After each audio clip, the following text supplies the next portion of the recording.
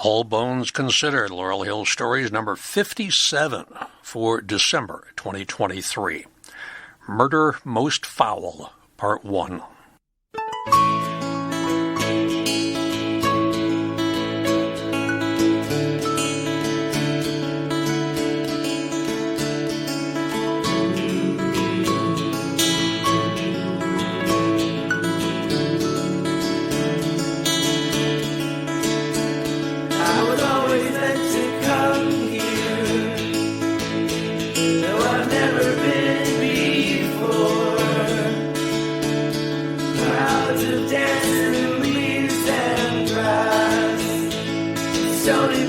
That are covered with thorn. Who are these days at peace? Who are these days at peace? Who are these days at peace? Who are these days at peace?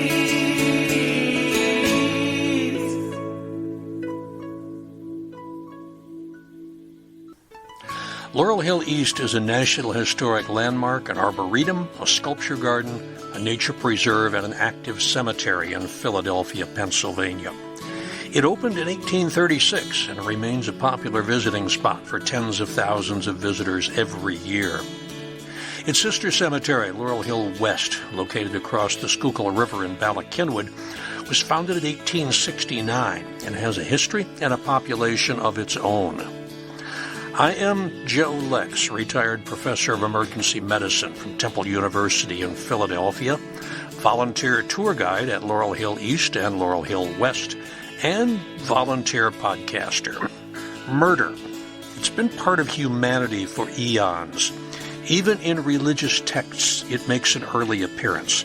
In the Bible, Genesis chapter 4, verses 1 through 18, tells the tale of Cain, son of Adam and Eve, slaying his brother Abel. The Quran tells essentially the same story, but it's about the brothers Habil and Qabil. You will hear of 7 murders today on All Bones Considered Laurel Hill Stories. 3 are from the 19th century, 4 are from the early 20th century. 6 are by guns, 1 by gas. I will cover some poisonings and bludgeonings in future episodes. And in one case today, yes, the butler did do it. I do not intend to turn All Bones Considered into a true crime podcast. There are plenty of those to go around. This is just a temporary diversion into man's inhumanity to man. Welcome to Murder Most Foul, Part 1. All Bones Considered, Laurel Hill Stories. This month, I am doing something a little different. You're going to hear stories about murder victims interred at Laurel Hill East and Laurel Hill West. Gun violence, as you probably know, is nothing new in the United States. Of the 7 people you hear about today, 6 were killed by gunshot in years ranging from 1843 to 1937. 2 of the stories will be told by 2 of my fellow tour guides, Tom Keels, whom you've heard before, and Sarah Hamill, from whom I learned the amazing story of Ella Jardin. I thought I would let her tell the story. There was an 8th story, but after I tried to trim it down to a 15 or 20-minute segment, I gave up. I decided I would make it a podcast all its own. It involved teenage marriage, an Australian husband caught in the act with his young stenographer, a shooter who seemed to faint at the least provocation, the attempted defense of temporary insanity, and front-page coverage of the trial for 2 weeks. You will hear of Oscar Rozier in a future podcast. Now, homicide always attracts attention. At one time, this was also true of suicide. The number of people who ended their own lives with a pistol or illuminating gas is staggering. Homicide and suicide almost always ended up on the first page, at least for the day or two, as do other titillating stories. I picked 3 dates at random to test my theory. I chose 5/5/1905, 12/12/1912, and 3:30, 1930. I went to the Philadelphia Inquirer. Here's what I found on the front page. May 5th, 1905. Little girl killed, playmate may die. Slain by Cossacks on church steps. Woods, the scene of new riots in which 7 people die. Bullets hit altar. December 12th, 1912, front page. Girl in male togs enjoyed being a man. Actress's stepdaughter arrested as runaway. Mrs. Trust calm as law demands life for murder. And then skip ahead to March 30th, 1930. Man and wife killed by illuminating gas in bedroom of home. Actress attempts suicide when diet fails to help her. One dead, man dying of mysterious burns. It's always there on the front page, pretty much no matter what edition you choose. For years, the term, if it bleeds, it leads, has dictated the placement of news, first in newspapers and then eventually on radio and television. It's part of a practice called yellow journalism. Yellow journalism started in the 1890s with papers run by Joseph Pulitzer and William Randolph Hearst. Feature stories that appeal to primitive passions and is shocking to certain moral or aesthetic sensitivities. Its outstanding features include an appeal to romantic impulses, a great deal of personal details about celebrated or notorious individuals, muckraking crusades, and a variety of new stunts, special features, typographical devices to attract attention. In other words, the newspapers employed human interest material, particularly the news that shocks or thrills, as circulation bait. They did not follow the method of objective reporting, but they dealt with their material in the same way you might see in a dime novel of those days. Now, prior to 1860, newspapers had largely ignored news concerning the personal affairs of individuals. Such news was a matter for small-town talk of whisperings, but not printed publicly. Small towns were being replaced by small neighborhoods in big cities, and the inhabitants were eager to read about local gossip. In the hands of William Randolph Hearst, news became a bauble to distract or amuse, or a series of stunts to electrify a pleasure-seeking audience. He taught his reporters how to extract the ultimate heartthrob out of every story, to trace imaginatively the human interest details, to describe minutely the personal reactions of the actors. If Hearst was not an artist, he was at least a showman. His papers were designed for the masses who found their lives mechanically ordered and dull, and other newspapers saw his success and they followed suit. The technique remains alive today in supermarket publications like the National Enquirer, the Globe, the Star, Weekly World News, and many others. The term yellow journalism purportedly derived from an early comic strip called The Yellow Kid, which both Pulitzer and Hearst published at one time.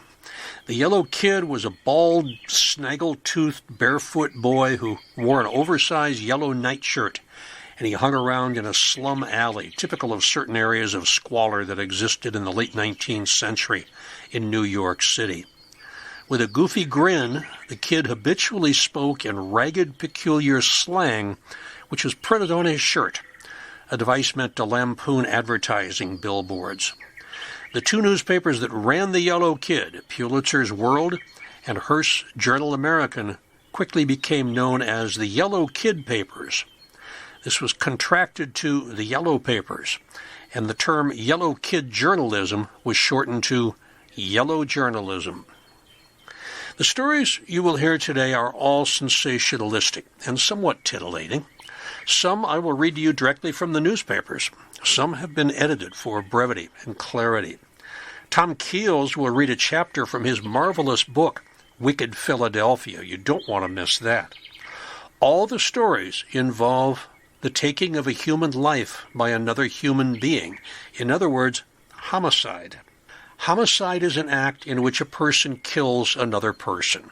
A homicide requires only a volitional act or an omission that causes the death of another, and thus a homicide may result from accidental, reckless, or negligent acts, even if there is no intent to cause harm.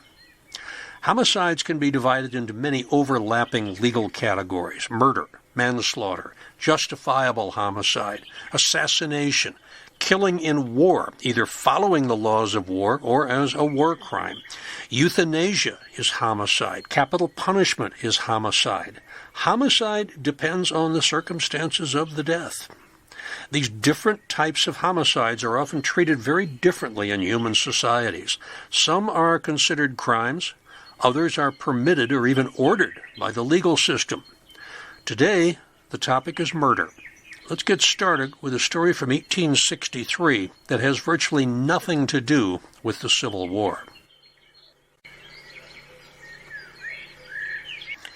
In the last half of the 19th century, Schuylkill County and Carbon County in northeastern Pennsylvania were the scenes for a series of violent assaults, arsons, and murders, which were blamed on a group of Irish immigrants called the Molly Maguires. Between 1863 and 1867, no fewer than 57 mine foremen and supervisors were assassinated. One of them, who met his fate in 1863, is buried in the south segment of Laurel Hill East in Section 14. During the Great Potato Famine of the 1840s and 50s, more than 1 million Irish emigrated to America, and a large number settled in the anthracite coal region of Pennsylvania looking for work. But they were routinely met with discrimination, both because of their heritage and their religion. Most were Catholic. As with earlier Irish immigrants who built the early railroad systems in America, see Biographical Bites from Ballad number 21, Blood on the Tracks at mile 59. These new immigrants were willing to do the most physically demanding work, but encountered help wanted signs with a disclaimer, Irish need not apply, although it is doubtful that many of them could read the sign or the disclaimer. And when they were hired for dangerous mining jobs, most were forced to live in overcrowded company-owned housing, buy goods from company-owned stores, and visit company-owned doctors. In many cases, workers found themselves owing their employers at the end of each month.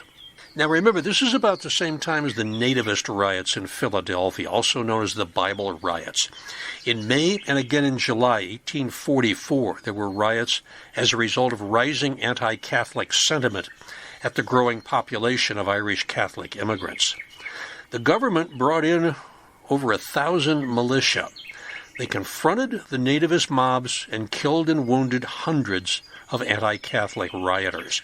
This episode, The Bible Riots, will eventually get its own podcast.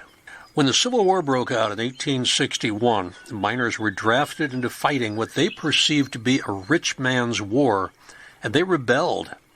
They sent threatening notes called coffin notices to mine supervisors and scabs who planned to take their places while they were off fighting. The name Molly Maguire can be traced to 19th century Ireland. In the 1840s, an Irish widow named Molly Maguire led a protest against English landlords who tried to steal people's land. Her group was called the Anti-Landlord Agitators. They were known for getting into bare-knuckle fights with their landlords. After an Irishman roughed up his English landowner, he would shout, "Take that from a son of Molly Maguire," and the name stuck to identify the group. In America, there were no unions at the time. There were no labor or mining laws to help protect the workers. And the work was extremely dangerous. It was not until 1864 that the Working Man's Benevolent Association was formed in Pennsylvania to help enforce appropriate and safer mining conditions. The WBA strictly forbade violence and opposed militancy, and was ignored by many workers who felt the organization was too self-serving. The workmen themselves formed a group known as the Ancient Order of Hibernians, AOH. They sought only Irish and Sons of Irish as members. They sought to provide fairness for the Irish working class and were willing to punish those who mistreated workers. It is thought that the AOH served as a cover for the Molly Maguires. Other groups adopted names like the Buckshots, the White Boys, the Peepo Day Boys, and they began to take out their wrath on mine supervisors who were reporting some of their more recalcitrant workers as draft dodgers. Historians still disagree as to whether the Molly Maguires in America ever did actually exist.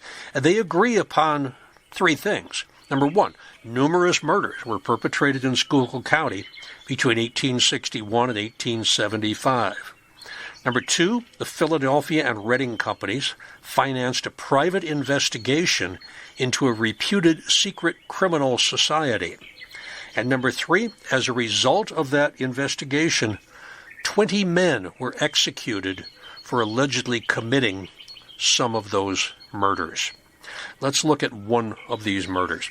7 November 1863, Philadelphia Inquirer printed a story headlined, "Bloody Doings in Carbon County." Paragraph 7 reported, "Last night a party of buckshots called at the house of Mr. G.K. Smith, a well-known coal operator at Yorktown. Mr. Smith and his family had retired for the night, but they knocked at his door, aroused him, and when he came to the door, he was fired upon by someone of the party and instantly killed. Mr. Smith was a loyal man and greatly respected in the neighborhood, and his only crime was that of being suspected by the ruffians of having given information on the whereabouts of drafted men. It is not probable that the murderers can be brought to justice, as there is no means of identifying them." That initial story set up quite a ruckus. 10 days later, the Inquirer reported, "We have some additional details of the circumstances attending the assassination of Mr. George K. Smith and desperate wounding of Mr. Ulrich. The man who first entered Mr. Smith's house, pretending that he had a letter for him, was a tall Irishman wearing his beard in the shape of a goatee. He had on a military coat. The man insisted on seeing Mr. Smith, but Mrs. Smith and Mr. Ulrich said Mr. Smith was too sick to get up, and Mrs. Smith would hand him the letter. The man had his hand in his pocket, and in pulling it out, a pistol in his pocket exploded, the ball passing through the floor and the powder setting fire to his pantaloons. The man then caught Mr. Ulrich around the neck and tried to shoot him in the head, but Mr. Ulrich seized the man's hand that held the pistol and prevented him.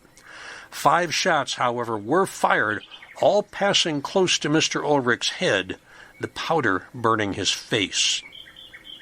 While this was going on, a crowd of the fellow's companions rushed into the house and beat Ulrich over the head and body with clubs and billies. During this cowardly assault upon a single man, one of the parties shot Mr. Ulrich through the thigh. Ulrich then broke loose from them, drew a revolver, and fired at his assailants. He is certain he shot one and thinks he hit 2. One of the wounded was the man who first entered the house. As Mr. Ulrich fell exhausted in the hall of the house, Mr. Smith, aroused by the disturbance, came downstairs without taking time to dress, entered a room where the mob was, and attempted to speak to the ruffians.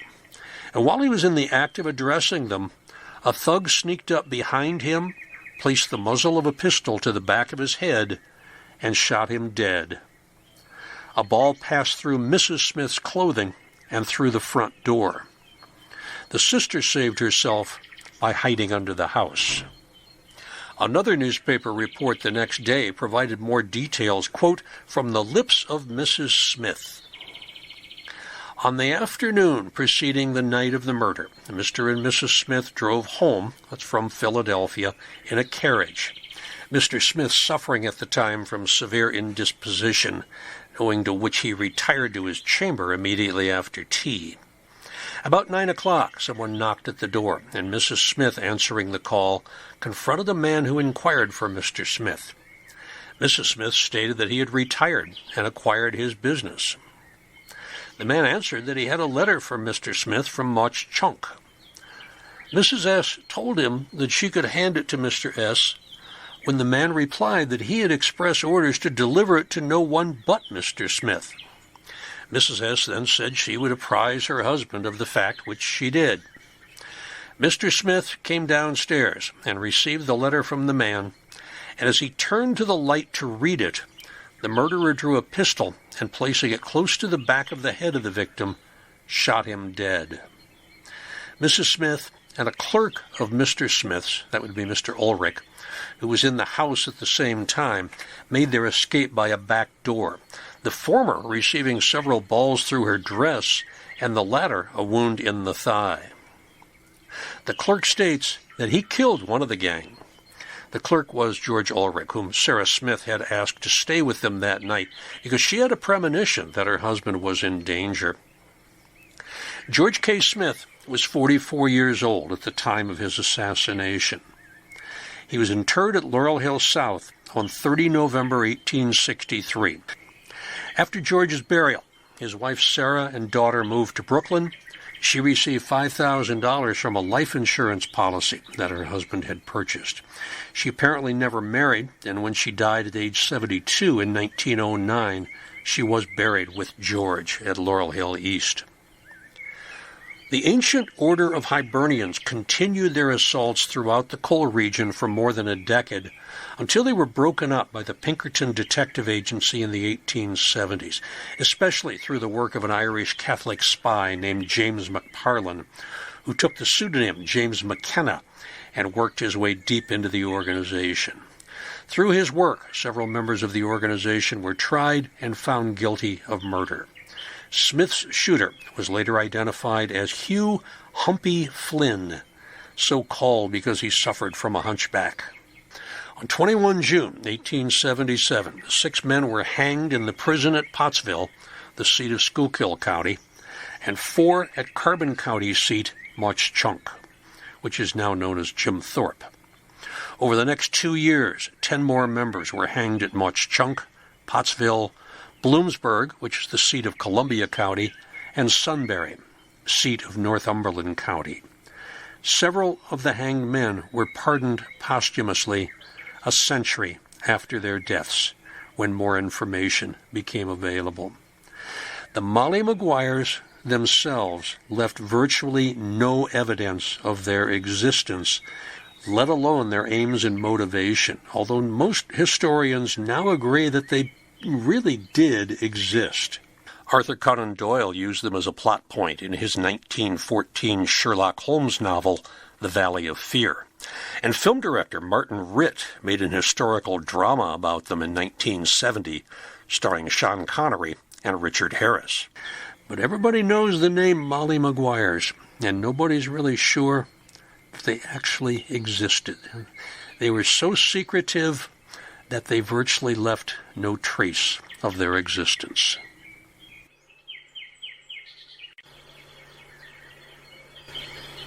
From Wicked Philadelphia, Sin in the City of Brotherly Love by Tom Keels. The Victorians called it seduction. The Heberton Mercer murder case, 1843.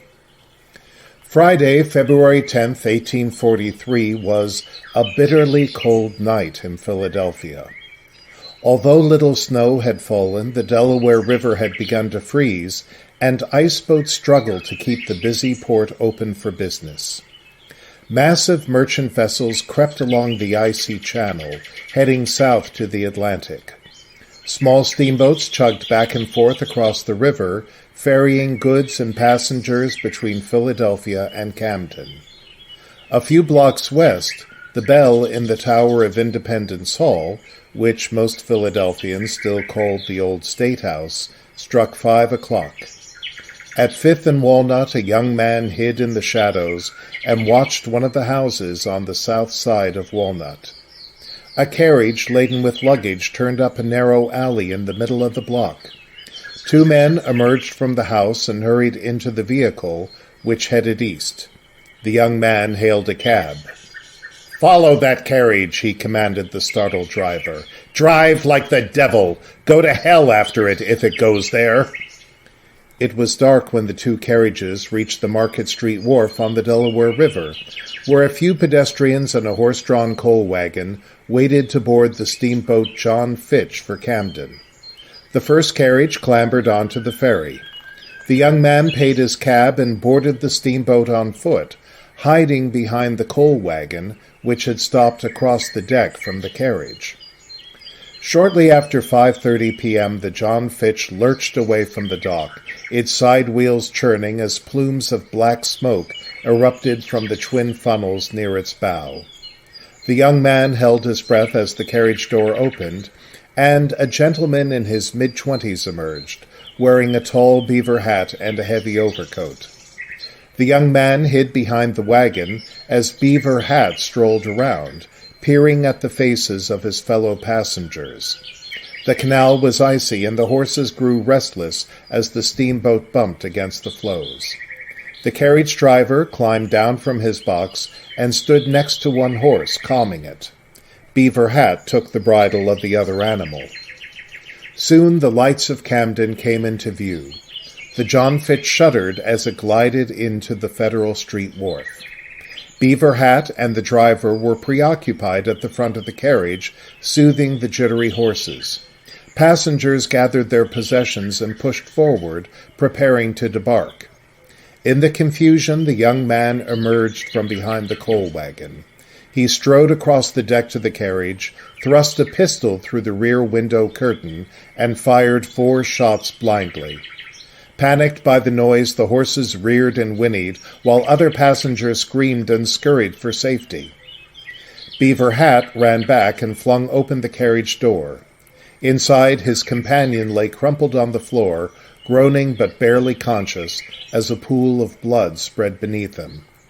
The man shut the door and grabbed the shooter's arm, muttering, "This is a pretty piece of business."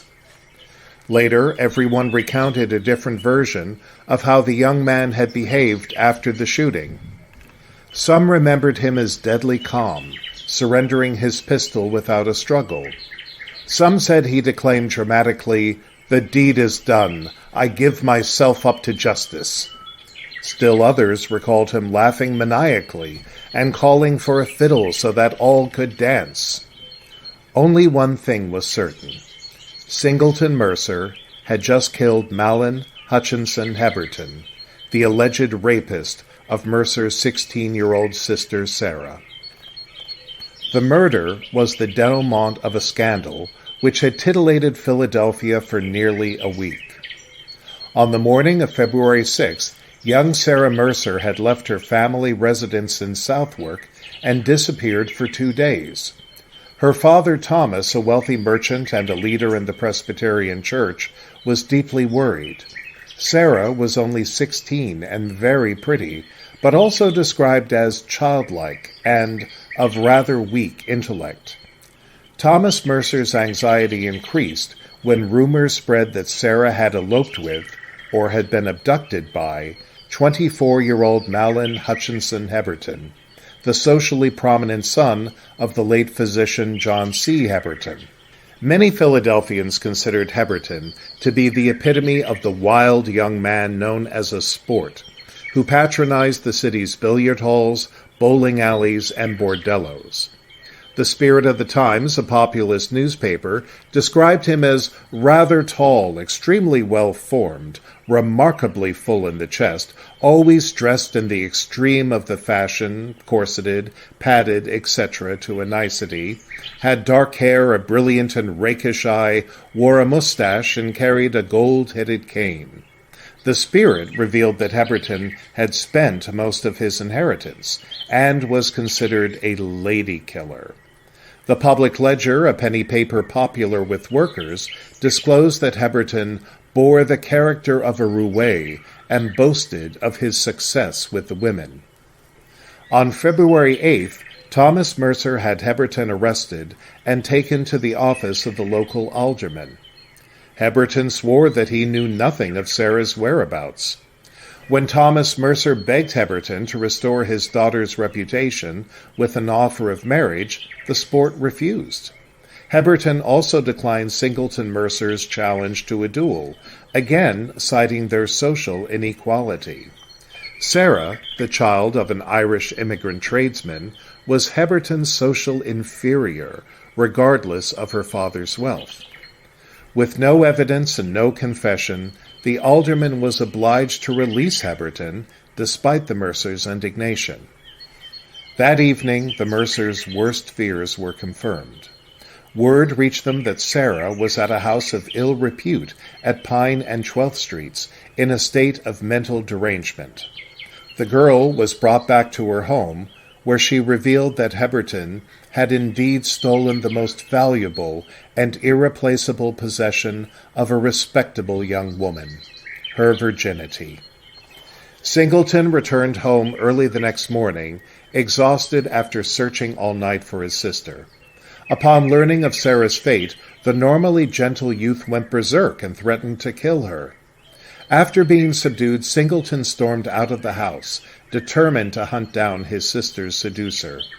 He spent the next 36 hours searching the city's dives for Heberton, drinking heavily, showing off a loaded pistol, and behaving irrationally. When Heberton learned that Mercer was gunning for him, he sought out James C. Van Dyke, a lawyer friend. Heberton remained at Van Dyke's home on Walnut Street, opposite the State House yard, while the lawyer arranged to spirit him away to a friend's country estate outside Camden. Despite Van Dyke's attempts at secrecy, Singleton learned of his enemy's plans and followed him onto the Camden ferry. What Heberton hoped would be a pleasant hunting trip in the Jersey wetlands turned into his appointment with death on Friday, February 10th, 1843. After the panic died down aboard the John Fitch, Mercer was placed in the carriage driver's charge, while Van Dyke tried to comfort his dying friend. Heberton was carried into the nearby Cakes Hotel, where he gave one last gasp and expired. Singleton Mercer was taken into custody by the Camden sheriff. The following morning, an inquest was held at Cakes Hotel. 5 doctors examined Heberton's body and determined that he had been killed by the first of Mercer's 4 shots, which tore through the victim's lungs before lodging in his heart. The inquest jury returned a verdict of willful murder against S. Mercer, who was conveyed to the jail at Woodbury, the Gloucester County seat. Camden County would not be incorporated until 1844. As news of the murder reached Philadelphia, journalists from the city's 12 newspapers descended upon Woodbury. They were joined by reporters from New York, Baltimore, and elsewhere, who transformed the remote village into a media circus.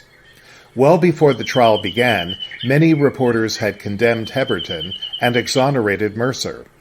"What a lesson to the seducer," huffed the Public Ledger.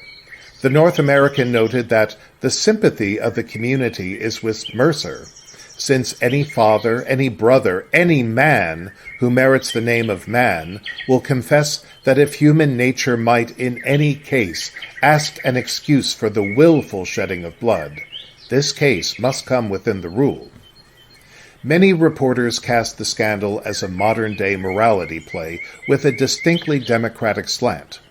On the side of good, there were the Mercers, gray-haired Father Thomas, a hard-working Irish, but Protestant, immigrant who had achieved the American dream, Eliza, his loyal and uncomplaining wife, his son Singleton, a bookkeeper at a cotton brokerage, and his precious daughter Sarah, a product of Sunday schools and ladies' academies.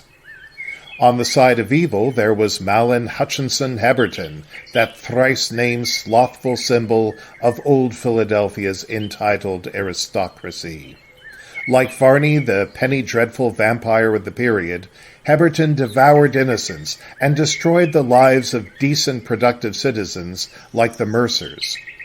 To enhance the melodrama, reporters exaggerated the socio-economic gap between the two families, even though the Mercers were probably wealthier than the Hebertons. On February 14th, St. Valentine's Day, Mahlon, Hutchinson, Heberton was buried. Nearly 2,000 people, many of them young women, watched the meager cortege of 3 carriages and a hearse proceed from the Heberton residence at 9th and Arch to the Central Presbyterian Church at 8th and Cherry. Mrs. Heberton walked the funeral route, supported by 2 friends. The trial of Singleton Mercer for the deliberate, intentional, and premeditated killing of Mahlon H. Heberton began on March 28, 1843, in the Woodbury Courthouse. The prosecution was led by George P. Mollison, Attorney General for the state of New Jersey, and Thomas D. Carpenter, prosecuting attorney for Gloucester County.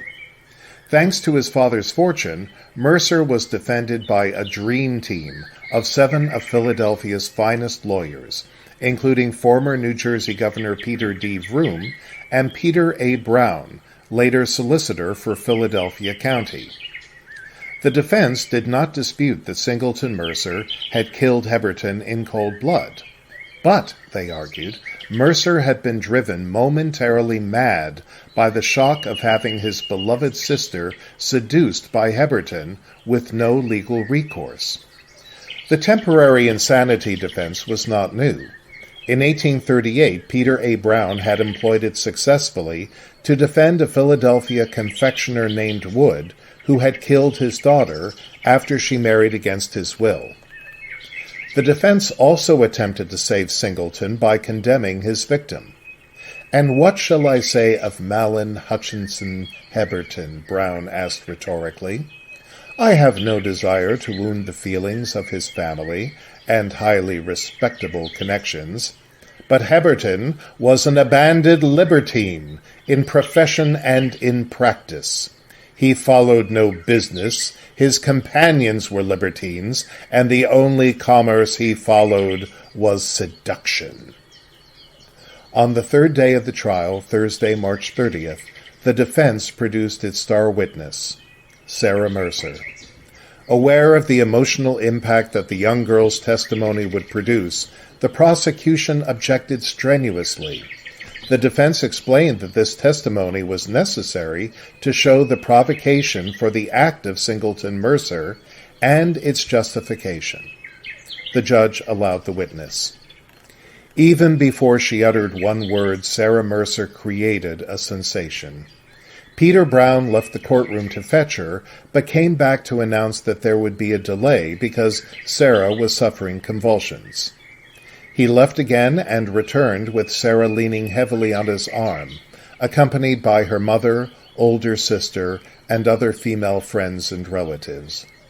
Sarah entered the courtroom sobbing and moaning, dressed in deepest black. She needed several minutes to calm down.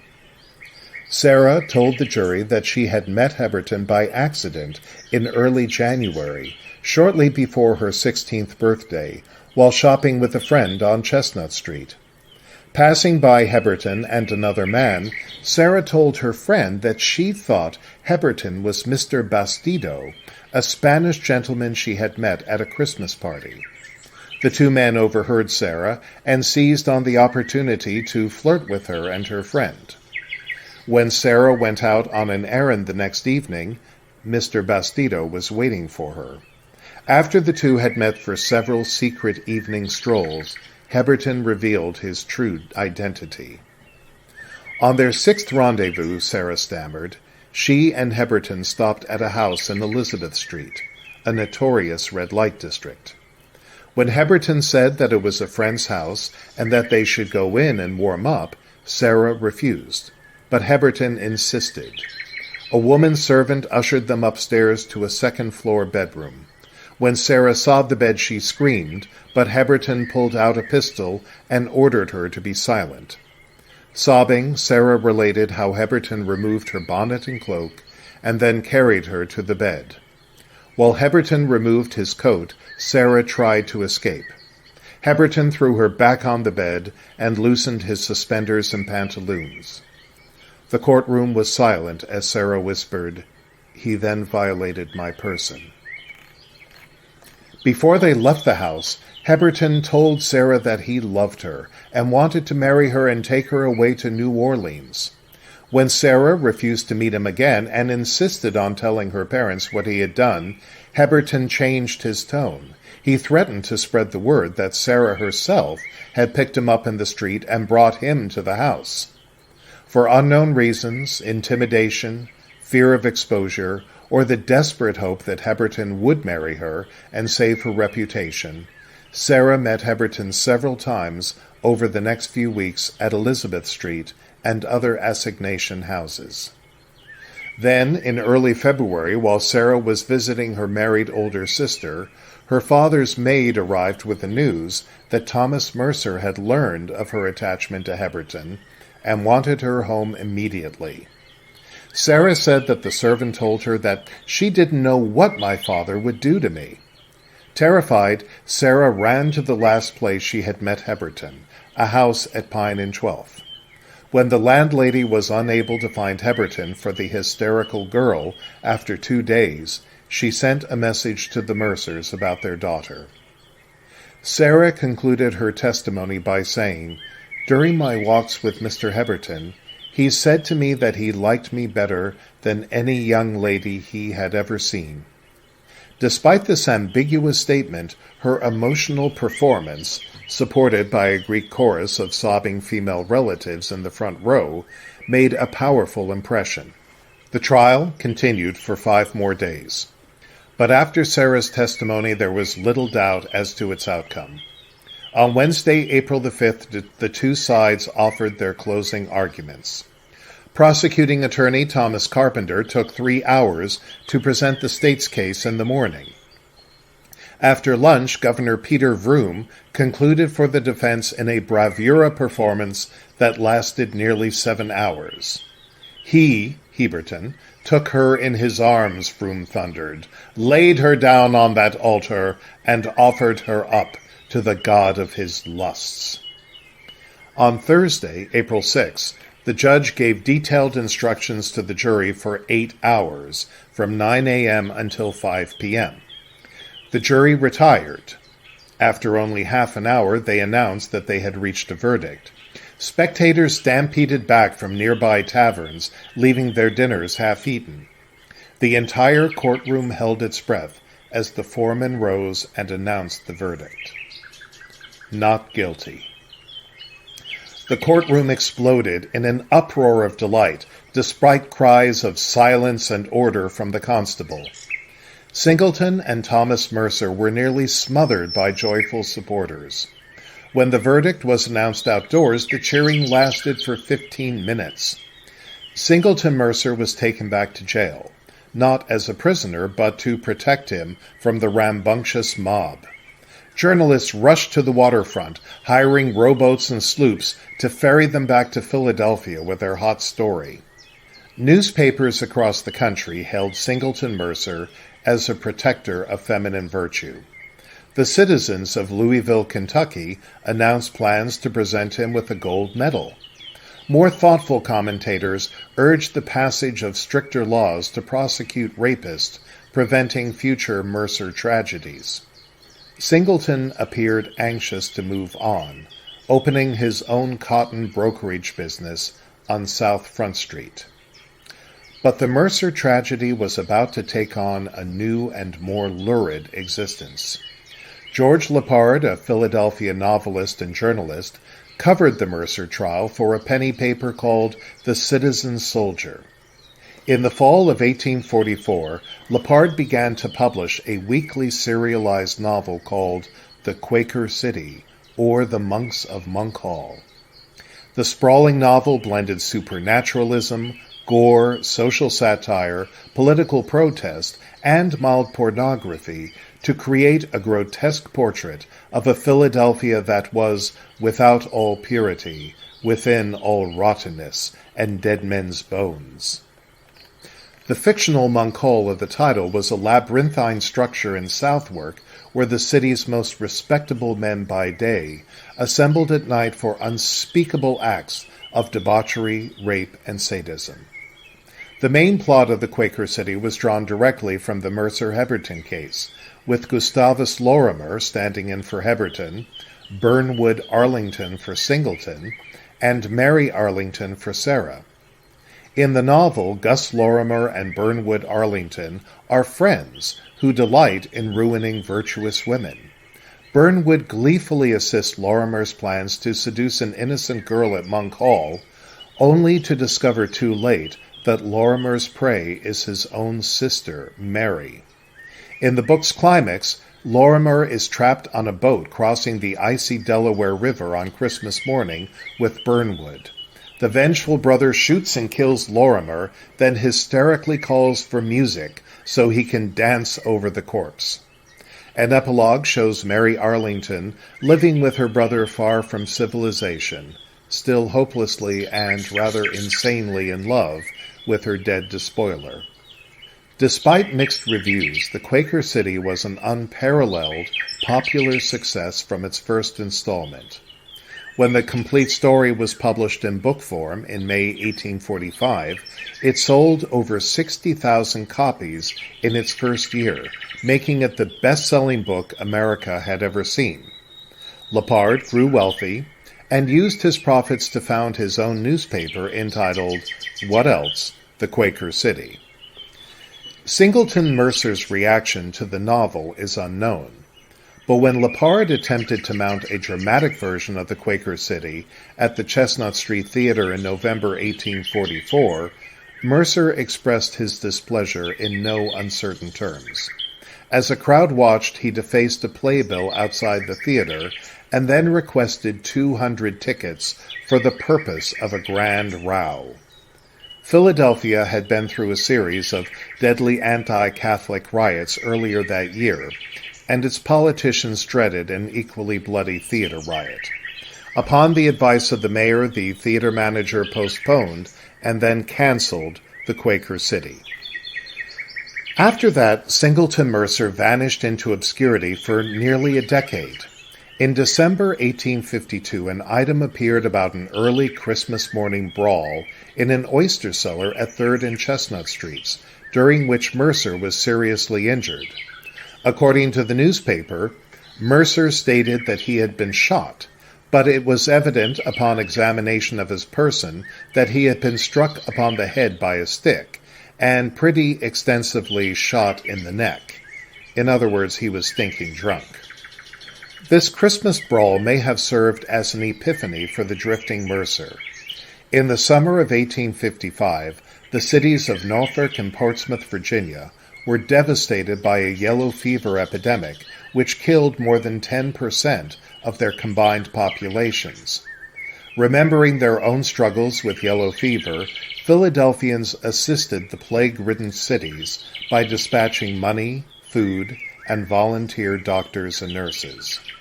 Mercer, then 35, volunteered as a nurse on August 22nd, insisting that it was a duty which man owed to his fellow man to assist in time of pestilence. He was sent to Portsmouth, where he promptly contracted yellow fever himself. The hapless Mercer died on September 9th, less than 3 weeks after his arrival. The Richmond Daily Dispatch described Mercer as a man of generous impulses whose life is another sacrifice to humanity. Mercer was interred in a temporary grave, along with 10 other doctors, nurses, and druggists from Philadelphia who died from the fever. They remained there for over 3 years while their native city raised funds to erect a fitting memorial. In early 1859, the 11 bodies were disinterred and shipped back to Philadelphia. On January 18th, the remains of Singleton Mercer and the other male yellow fever victims were placed in an underground vault at Laurel Hill Cemetery East. With Victorian propriety, the 2 female victims were buried separately. Above the vault rose a 25-foot-tall marble column atop a square base engraved with scenes of charity and sacrifice. Singleton Mercer still lies beneath the yellow fever monument at the northern edge of Laurel Hill Cemetery, overlooking the Schuylkill River. South of his memorial, a smaller monument marks the graves of Mahlon, Hutchinson, Heberton, and his parents. Their remains were relocated to Laurel Hill East when the Central Presbyterian Church sold its Cherry Street churchyard in 1848. Today, only a short walk separates the final resting places of two young men whose lives were disrupted forever aboard the Camden Ferry on an icy night in 1843. And what of Sarah Mercer, the young woman whose innocent confusion of a stranger for a family friend triggered this avalanche of rape, murder, and despair? She survived her ordeal. On July 6, 1847, Sarah married a Philadelphia writer by the name of Henry Milnor Clapp. Philadelphia newspapers had a field day resurrecting the earlier scandal. Perhaps because of this, the marriage didn't last long. After divorcing Clapp, Sarah married a New York physician named J.B. Macaulay. She died on April 25, 1860, at the age of 40. Rather than being laid to rest with her husband, she was buried in the Mercer family lot in the 4th Presbyterian Church burial ground at 12th and Lombard Streets. At the time, she was known as Sally Macaulay. Sarah remained at 12th and Lombard until 1886, when the burial ground was sold. She and 4 other members of her family were then transferred to the family lot of Sarah's married sister in Laurel Hill Cemetery West. The contents of Sarah's coffin and those of 3 other relatives had turned to dust. Only the corpse of her father, Thomas Mercer, who died in 1848, remained intact. According to the Inquirer, the corpse looked natural except that it had become slightly yellow. The hair was on the head and in good condition. The body, however, was as hard as stone, and no impression could be made upon it. The weight of the body was about 1,000 pounds. It took 6 strong men to remove Thomas Mercer's coffin from the ground. On this bizarre note ends the saga of Mahlon Hutchinson Heberton, his murderer, Singleton Mercer, Singleton's wronged sister Sarah, and the rest of the unhappy Mercer clan. This is Thomas Keels for All Bones Considered.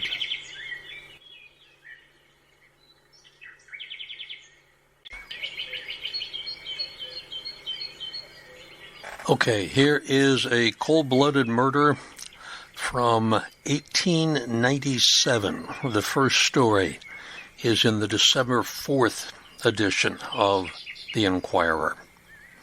Headline: Coolly shot down on the highway. Superintendent Haas of the S.S. White Dental Company's works the victim. Alexis Herkoff's crime. He had been discharged and vented his crazy wrath upon the wrong man. George E. Haas, H-A-A-S, Assistant Superintendent of the S.S. White Dental Company's works at Frankfurt, whose name among hundreds of workmen is synonymous with fairness and kindly consideration, was shot down on the street at noon yesterday by a discharged employee, Alexis Herkoff, H-U-R-K-O-F-F. The 2 shots fired by this Russian mechanic will, in all probability, result in a lingering death, but even if not, the victim will be made a helpless cripple. Mr. Haas left the office of the works on Tackawanna Street, below Orthodox, as soon as the noon whistle blew.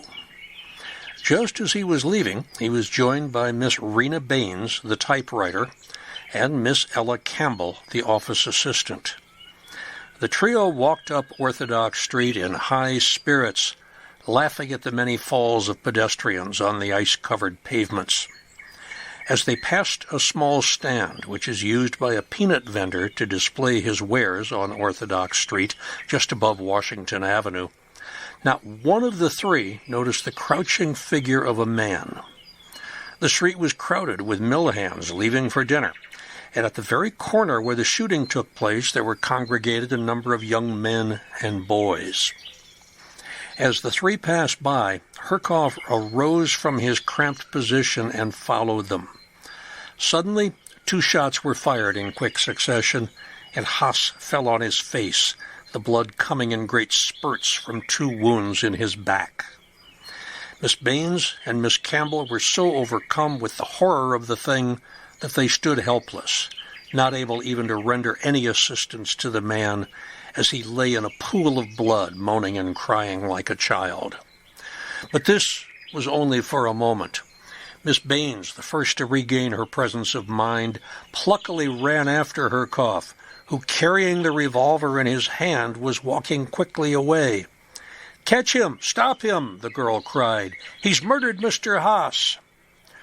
Herkoff was going up Orthodox Street on a quick run. Then men, boys, and even girls started after him. Herkoff turned off Orthodox Street to Hedge, and then ran along Oxford Street, which leads to Frankfurt Avenue. A number of the pursuers, seeing that the man was endeavoring to join the crowd on the main street so as to escape, ran up Orthodox Street and down Frankfurt Avenue, just reaching Sellers Street, as the Russian was seen running up the latter thoroughfare. So when Herkoff reached the avenue, it was only to run into a group of panting men and boys who surrounded him and called for a policeman. The man did not offer any resistance. In the meantime, the wounded superintendent, the bullets rendering a complete paralysis of the body from the waist down, had been tenderly picked up and laid out on an improvised bed in Daunton's barber's shop. Messengers were sent out after physicians, with the result that in a few minutes Doctors Boyer, Allen, and Judd were on the scene. Examination showed that 1 bullet had grazed the spine and had passed very close to the kidneys. The other wound was between the shoulder blades. Mrs. Haas, by this time, had heard of the shooting and ran down to the little barber shop. The scene between the man and wife was most affecting. He, with a rare retention of his faculties, could speak rationally about the affair, saying that he never knew Herkoff and that he had not been discharged by him, but by the foreman of the department. On the advice of the doctors, Haas was taken to the Episcopal Hospital in the patrol wagon, the faithful wife and her 2 sons insisting upon accompanying him. The physicians at the hospital worked hard for hours to save the life of the superintendent. The X-rays finally used to locate the bullets. Remember, this is 1897. Finally, the missile that had lodged between the shoulders was extracted, but it was feared that further operation might endanger the patient's chance of recovery. At a late hour last night, Haas's condition was described as very critical.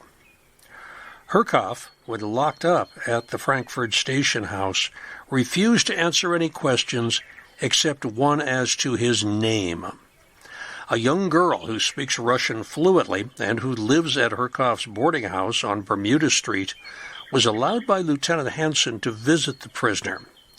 She told the lieutenant that Herkoff had acknowledged that he shot the superintendent because he'd been thrown out of work. He'd do it again if he was released. Herkoff worked for 2 years in the forceps department at the factory, but was discharged owing to dullness of business last May. Next day, December 6, 1897. Herkoff's threat to kill Mr. Haas. It was fulfilled when his victim passed away last night. Said to be a nihilist, the assassin had been told that he would kill a man, indifferent about his fate. Fighting bravely to the last with the little strength that was left him, George E. Haas, the assistant superintendent of the S.S. White Dental Works at Frankfurt, died early last evening at the Episcopal Hospital, giving up his life to satisfy the morbid desire of a discharged employee, Alexis Herkoff. The faithful wife was at the bedside, as she had been all day, when her husband passed away, unconsciousness sparing him to some of her bitter weeping.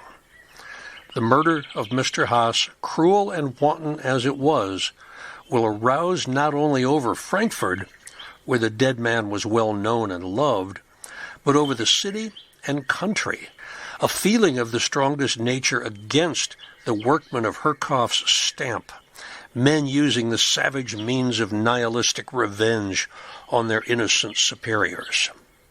Alexis Herkoff shot Superintendent Haas because he thought fate directed him to do it. This new phase of Friday's event, which has so stirred up feeling in Frankfurt, was brought out yesterday by a statement made to an Enquirer reporter by Elias Lamberg, the proprietor of a large house furnishing store at 4446 Frankfurt Avenue. Herkoff, Mr. Lamberg said, has been in the habit of coming in my store for years, and during that time I've been able to learn something of his past. 4 years ago he came to Frankfurt and obtained employment, and until last May, when he was laid off by the dental company, he had been steadily at work.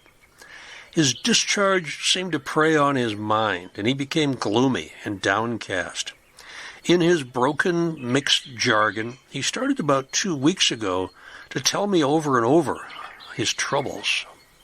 I didn't pay much attention to him, thinking that he was simply a sorehead, until one day last week he startled me by saying, "I'm going to kill Mr. Haas because he won't let me go back to my old job." Herkoff said this in such a serious way that I believed him, and I did what I thought was best under the circumstances. I notified the police of the district.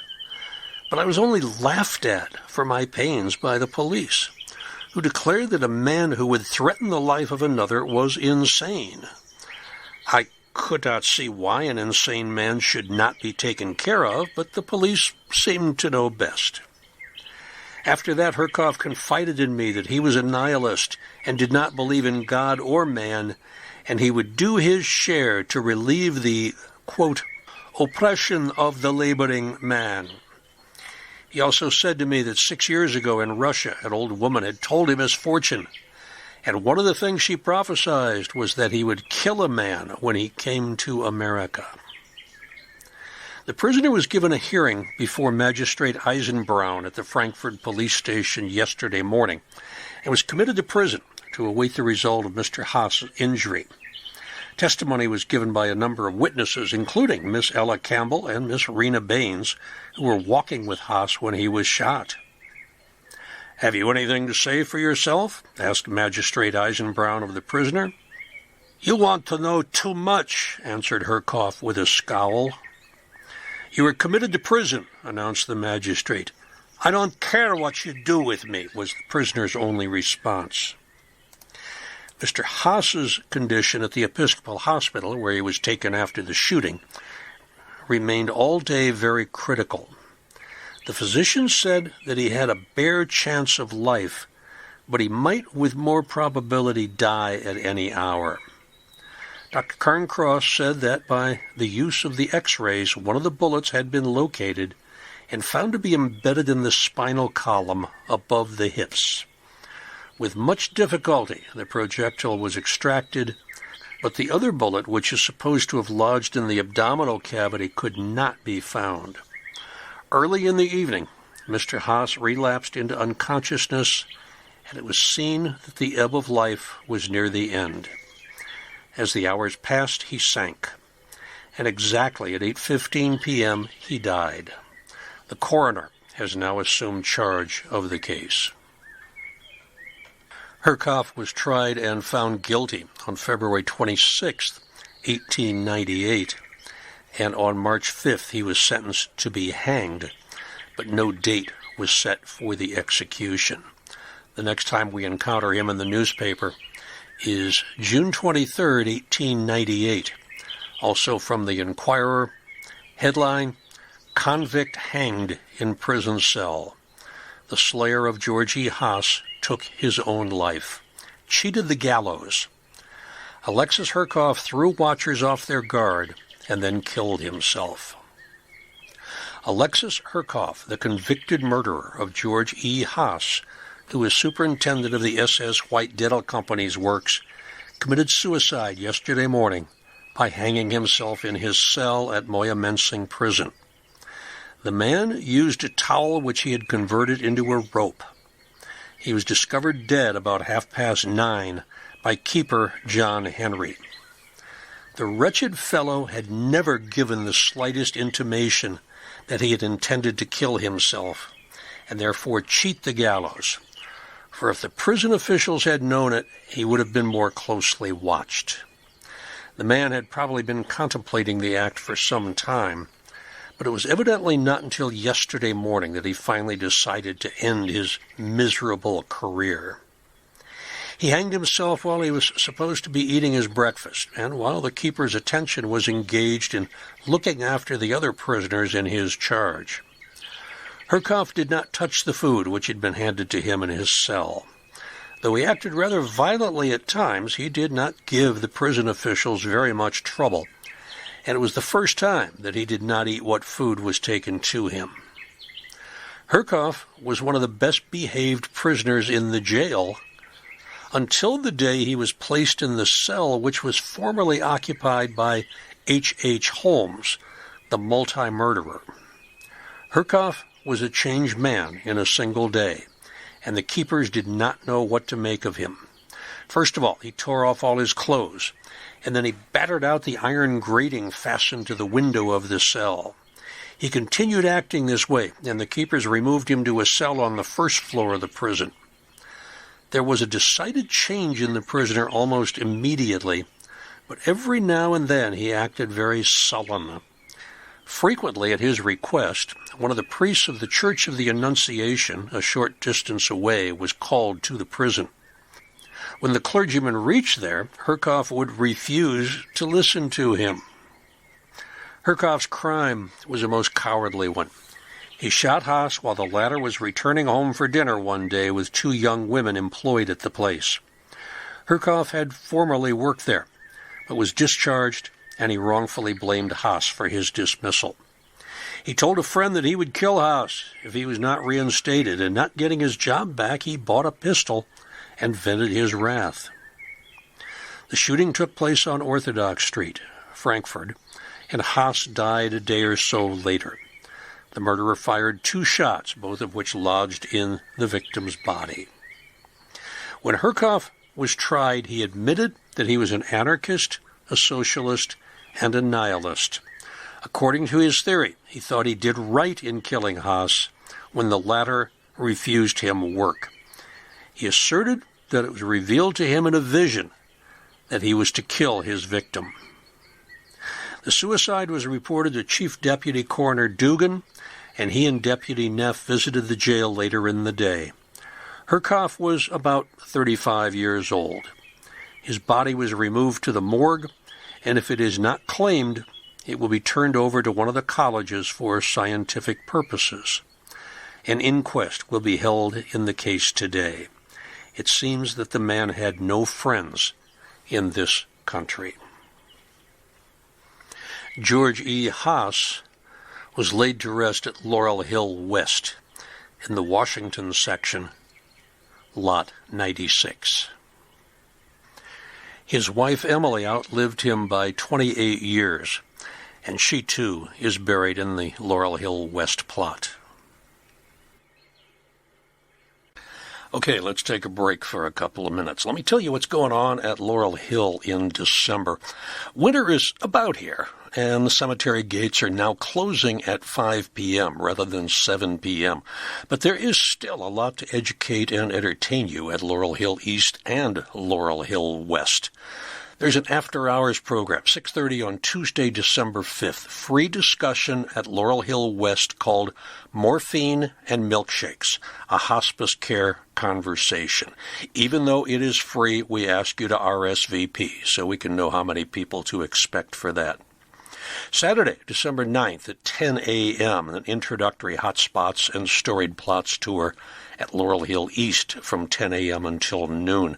Mike Lewandowski is going to host that one. You might know Mike from the beer tour that he gives every year, Brewers at Laurel Hill. There's an online death cafe on Tuesday, December 12th from 6 to 7:30 p.m. Again, no admission fee, but you need to sign up so you can get the link Saturday, December 16th, 1 to 3 p.m. Tour that I've been looking forward to since I first heard about it being put together. It's called A Merry Laurel Hill Christmas and will be led by Russ Dodge. This one may sell out, so you better get your tickets early on that. There is another Hotspots tour at Laurel Hill East on Friday, December 22nd, just 3 days before Christmas. Where would you rather be 3 days before Christmas than at the historic cemetery? That's from 10 a.m. until noon. And the tour guide for that is Laura Lewis. Laura always puts on a great show. The next day, Saturday, December 23rd at Laurel Hill West, from 10 a.m. until 11:30. Sacred Spaces and Storied Places at Laurel Hill West. It's similar to the Hotspots and Storied Plots. Some great stories. Sarah Hamill is the guide on this. You're going to hear from Sarah in the second half of the podcast today. And if that doesn't convince you to go see her give a tour, I don't know what will. She gives terrific tours. So lots of stuff coming up in December before Christmas. Now, don't forget, it is a gift-giving time of year. I have 3 suggestions for you. First of all, purchase something from our gift shop. You can do it online. Number 2, get somebody a membership in the Friends of Laurel Hill for as little as $25 each, and then they can take advantage of gift shop discounts, tour discounts, members-only gatherings, and a lot more. Go to laurelhillphl/support/membership.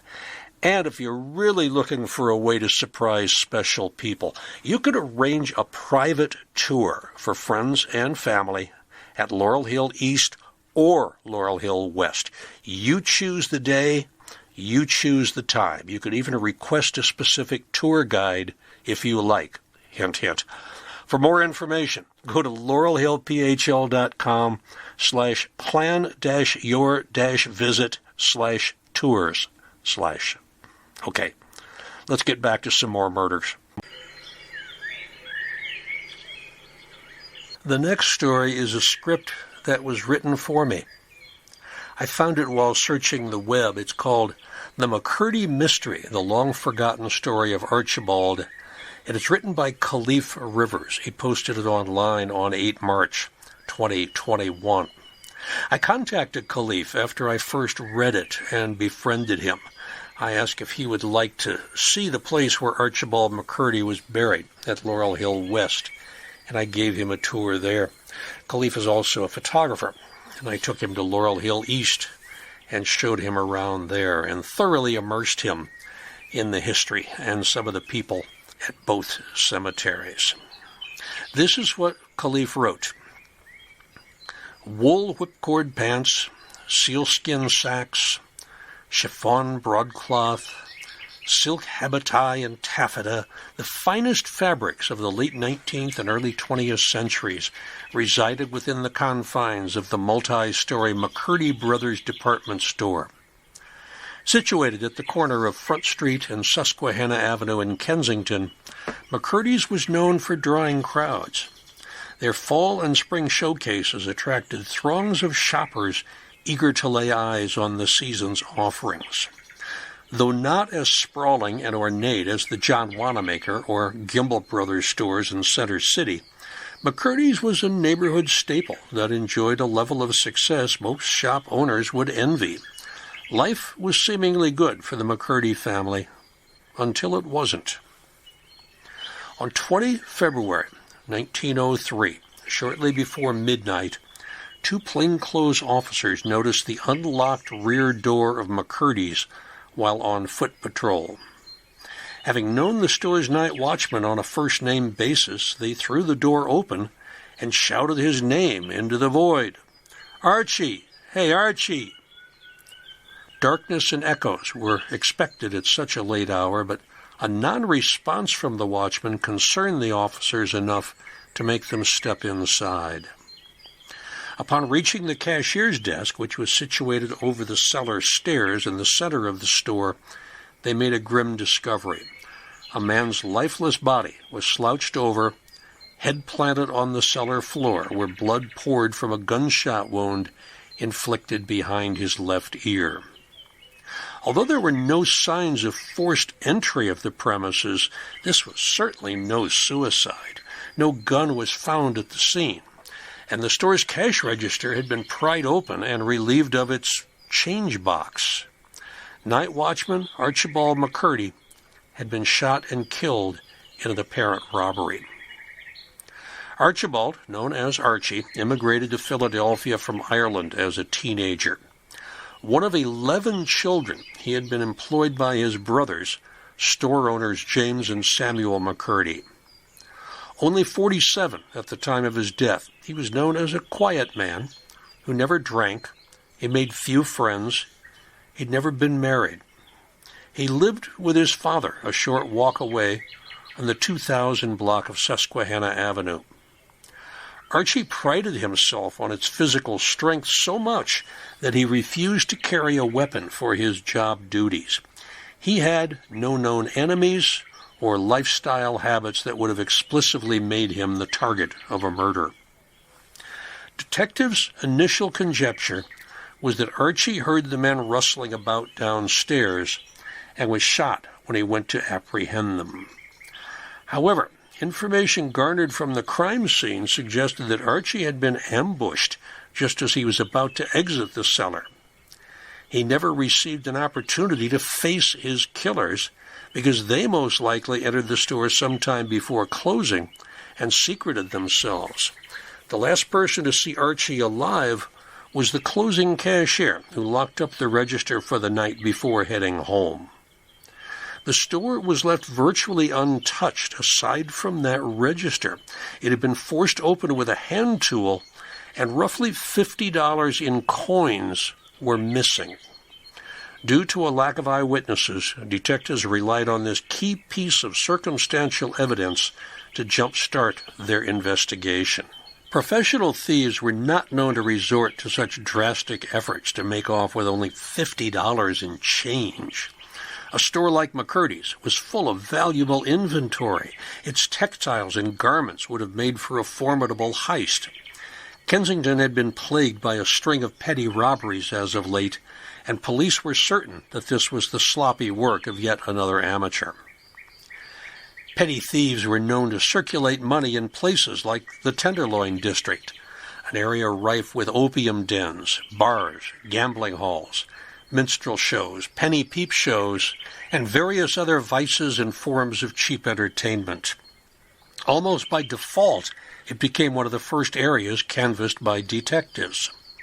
Search efforts were also concentrated in the blocks surrounding McCurdy's and the rest of the Front Street commercial corridor. The area was notoriously seedy and home to a number of local street gangs and small-time crooks. Archie was interred in the McCurdy family plot in the Moreland section of Laurel Hill West, a plot that eventually held 15 members of the McCurdy family. The police's fervent desire to bring Archie's killers to justice consequently opened the door to questionable investigation tactics. In addition to their haphazard sweeps of Tenderloin and Kensington, police also enlisted the help of merchants and eager tipsters. Shopkeepers were ordered to report any customers in possession of unusually large quantities of coins. One tip led to the detainment of a man previously convicted of robbery and assault.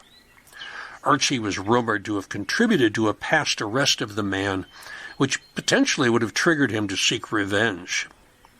Many of those arrested and detained were kept under surveillance even after their release. A trolley motorman claimed to have seen 3 black men near the store the night of the murder. His tip led to sweeps of lodging houses frequented by black dwellers on Lombard Street, and a black man and boy were subsequently arrested and questioned. Descriptions of the alleged black suspects were also telegraphed to police departments as far north as New York City and south as Baltimore. Within a week of the murder, police managed to detain and question some 18 people. Within 2 weeks, Police Superintendent Harry Quirk claimed that not only had the killers been found, but that the case was also solved. For now their desperation was quelled. The break they so desperately sought came from Kensington resident John Sundermeyer, one of the many persons of interest rounded up in the aftermath of the murder. He claimed the killer confessed to him following a drunken orgy that took place in a home on Waterloo Street near Lehigh Avenue. According to Sundermeyer, Harry Sifton was the man who fired the fatal shot. Sifton's alleged accomplice was Mike Heffron, colloquially known as Big Mike. Sifton and Big Mike were no strangers to the police. They were well-known troublemakers and career criminals who belonged to a Kensington street gang known as the Battle of Waterloo. In fact, Big Mike had been arrested just 24 hours after Archie's murder. He was released shortly after that, but kept under close surveillance. With witnesses and suspects in custody, the date for the first court hearing was set. The rumor mill surrounding the case drove anticipation for the hearing so high that a large crowd gathered outside the court with hopes of receiving a sensational murder story. Inside, the judge cleared the usual docket of disorderly drunks so quickly they barely had time to process their luck. When the moment of truth finally arrived, John Sundermeyer was called to the stand. His account went as such. After a night of beer, whiskey, and women, an intoxicated and guilt-racked Harry Sifton broke down and confessed to shooting Archie. "I can't get that face out of my sight, and I can see him wherever I go," said Sifton through a fit of tears. Sundermeyer prodded some more. Sifton continued.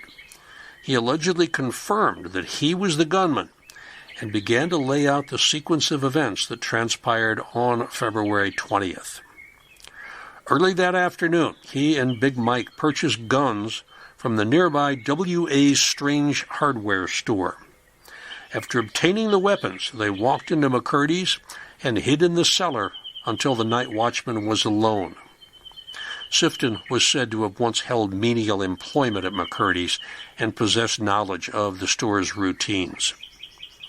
When Archie completed his cellar inspection, Sifton emerged from the shadows and shot him from behind at close range. He and Big Mike stole $52 in coins from the cash register and fled through the store's rear door. They tossed their guns into a sewer inlet before running north up Front Street. Sundermeyer claimed to have spoken to Sifton a few days after his confession. Both parties now sober, he asked again about Archie. Sundermeyer said that Sifton promptly denied ever having confessed to anything. Now, while certainly a strong tale outside a court of law, Sundermeyer's account was hearsay at best. It was not nearly enough to incriminate either man. Attorney John McLean, who represented Sifton and Big Mike, immediately took to the task of scrutinizing the testimony. McLean first asked for the approximate time that the meeting in the house took place, which Sundermeyer was unable to provide. Next, McLean got Sundermeyer to reiterate that he was intoxicated during the entire ordeal. Sundermeyer then admitted that he did not immediately report the confession to the police, but instead asked a friend for advice on what he should do. He only came forth with the confession after he saw one of the women present in the house with them that night speaking to a detective. McLean dismissed the testimony as a, quote, second-hand confession of a drunken man, end quote. The prosecution's inability to procure corroborating evidence slowly eroded the case. The murder weapon had yet to be found, even after police ordered the dredging of every sewer inlet around McCurdy's. Shopkeeper W.A. Strange could not confirm whether the men had ever entered his store to purchase firearms. The missing cash register box was reportedly found at what used to be the intersection of Bodine Street and Susquehanna Avenue, but the killers were said to have fled up Front Street. None of the findings supported Sundermeyer's story. With each passing day, the case continued to flounder, and the resolve of the prosecution waned. 2 detectives even admitted in private that they believed the case was on the verge of collapse. And despite the weak evidence, prosecutors managed to keep Sifton and Big Mike detained for several more weeks.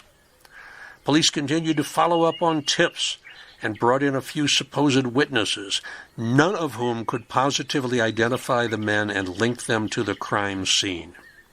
In April, a milkman discovered the alleged murder weapon under a platform at the Reading Railroad Milk Depot near Bodine and Norris Streets. While stooping down to retrieve a dropped pencil, he spotted the rusted revolver under the rail platform. Unfortunately, it would still not be enough to tie the Battle of Waterloo members to Archie McCurdy's murder. After dominating headlines for nearly 3 months, the plug was inevitably pulled on the case.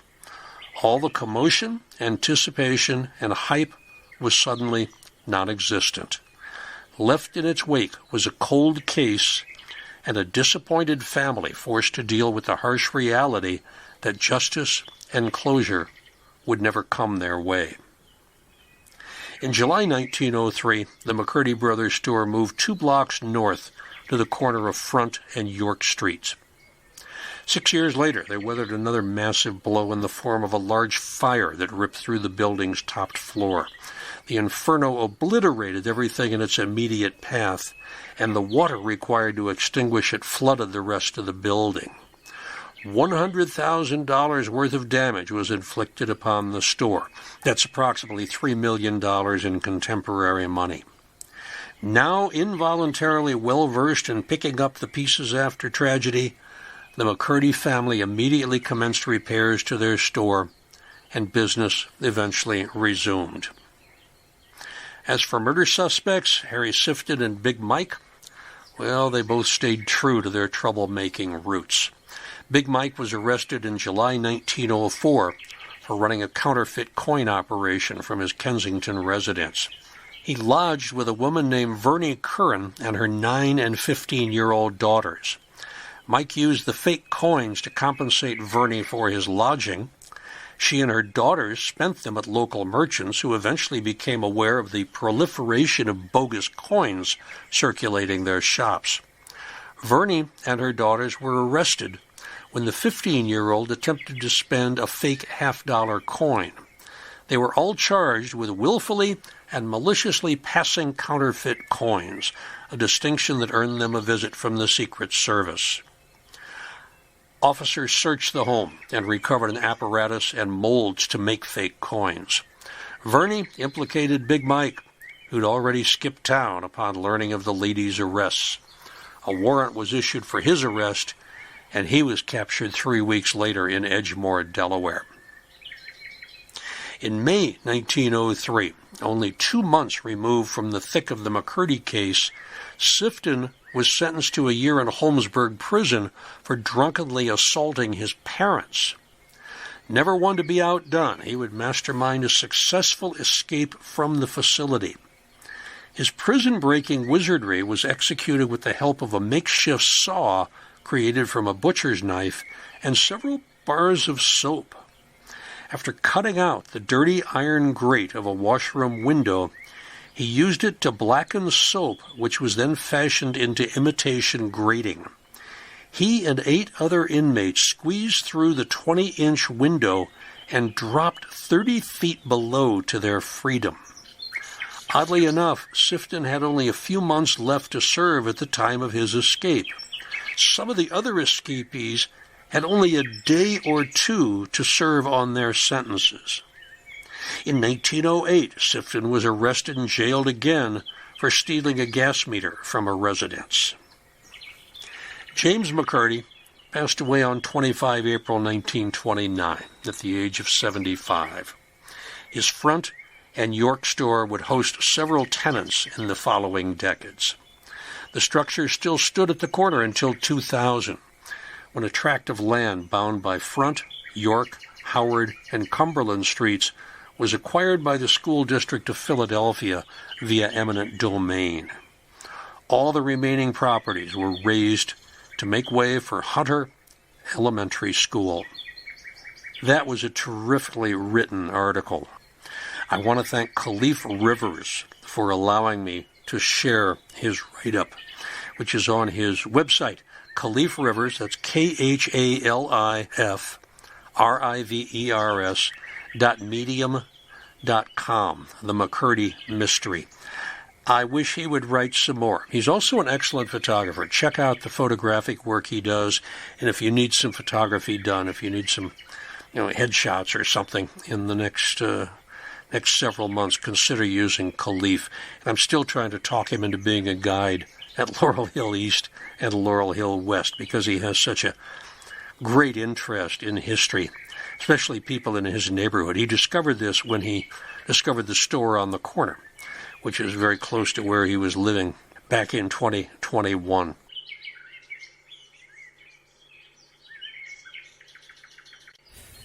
The Ella Jardine story takes place in 1902, and at the start of our story, Ella is living in a very nice house in Philadelphia with her two daughters.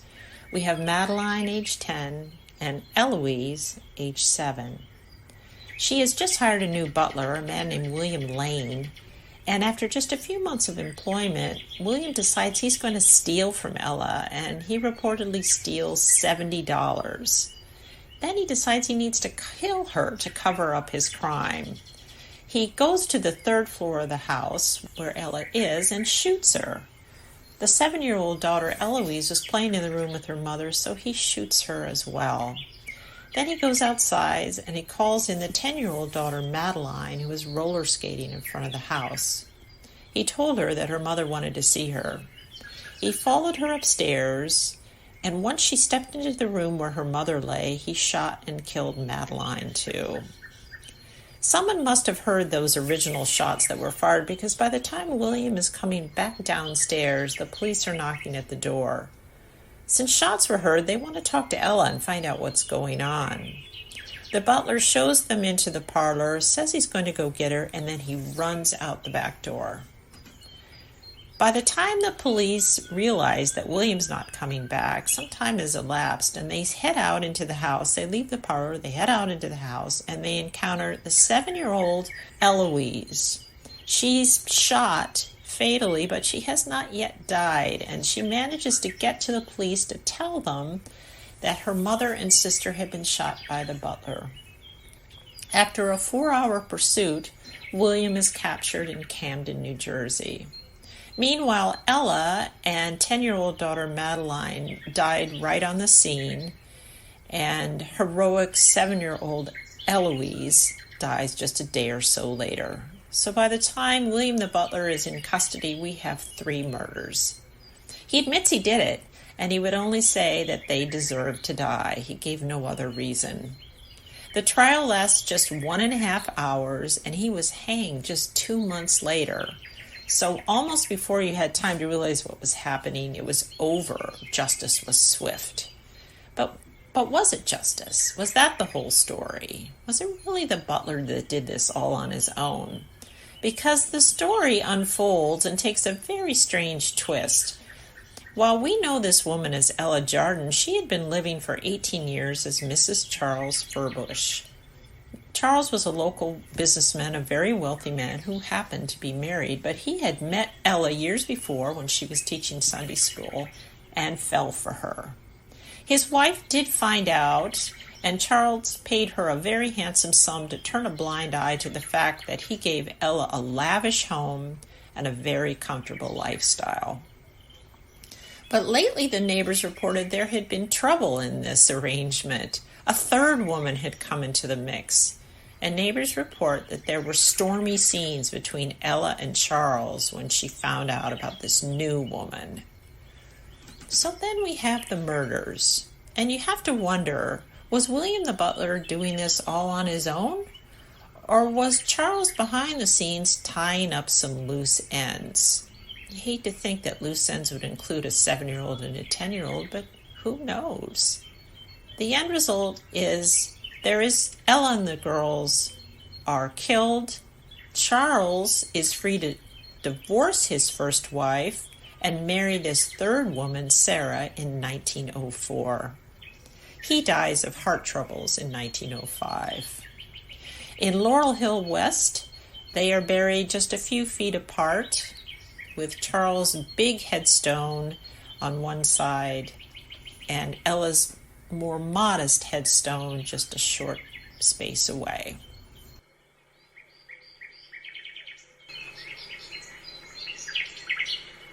This is a story that comes straight out of the newspaper. I'm just going to read it as is. It's from the Philadelphia Inquirer, Tuesday, August 29th, 1917.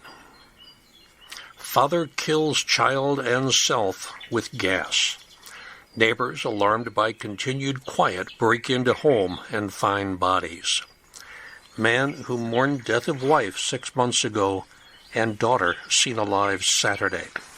Fred Chadwick, 174 Haywood Street, after putting his 9-year-old daughter Ida to bed and locking and barring the doors and windows of the house late Saturday night, turned on the gas. The bodies of father and daughter were found by neighbors yesterday morning. That would be Monday. Chadwick was last seen alive on Saturday evening by his neighbors as he returned from shopping. He was accompanied by his little daughter, who lived with him. Both of them were laden with a week's supply of groceries, and he seemed in good spirits. On Sunday, it was noticed the house was closed all day, but it was thought that Chadwick and his daughter had gone visiting. Monday morning, no signs of life having been manifested in the house, and Chadwick not having been seen, the neighbors became alarmed and made an investigation. The odor of gas was detected through the keyhole of the front door. The door forced open, and the body of Chadwick and that of his daughter were found in bed on the second floor. Both were in their nightclothes, as though they had calmly retired. But the cracks of the windows and doors had been stuffed with old clothes and sheets, and the front door had been reinforced from the inside with planking.